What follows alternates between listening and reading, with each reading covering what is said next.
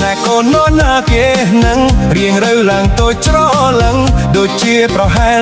លណាថាក្រឡេកមើលចំក្ដុំឆែបសងសាចង់សាកសួរពាក្យខ្លះអូនដាច់ចិត្តណាស់មិនខ្ចីឈប់សួយម្លេះមនុស្សកំពុងអារម្មណ៍ល្អប្រែជាមួម៉ៅដល់ក៏ចង់រើទំថ្មយកមកគប់ហួចចិត្តកាលមុនចិត្តស្លាប់ស្រឡាញ់គេឡើងងប់បែរមកតាមមិនឈប់មិនទាន់មកស្អប់មកផងណាប្រសិន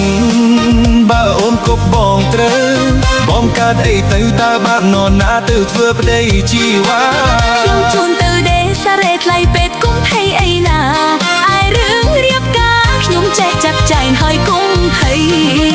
មកសម្រួលគ្នាទៅពេលនេះសុំត្រូវជាលើកចុងក្រោយឥឡូវបងចាស់ទុំហើយឬមិនអាចឲ្យអូនយកធ្វើប្តីសុំត្រែនមើលសិនចាំរីខំមិនអាចវាតម្លៃព្រោះតែរឿងយកប្តីមិនមែនយកតែមួយថ្ងៃឯណា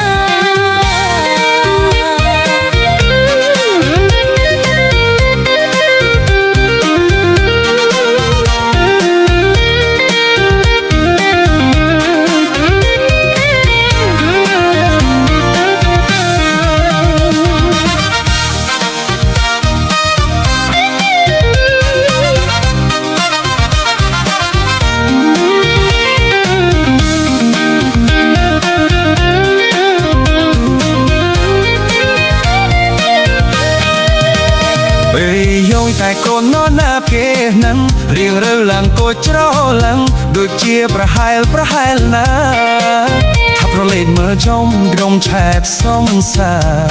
ចំសាសួរទៀតខ្លះអូនដាច់ចិត្តណាស់មិនខ្ចីឈប់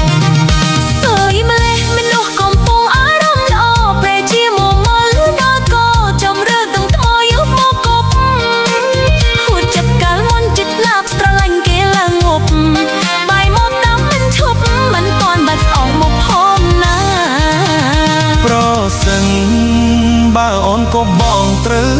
បងកាត់អីទៅតើបាននរណាទៅធ្វើប្តីជីវ៉ាខ្ញុំជុំទៅដេសារ៉េថ្លៃទៅកុំភ័យអីណាអាយរឿងរៀបការខ្ញុំចេះចិត្តចៃហើយកុំភ័យមកសម្រួលគ្នាទៅពេលនេះសុំទៅជាលើកចុងក្រោយឥឡូវបងចាស់ទុំហើយមកមកឲ្យអូនយកធ្វើប្តី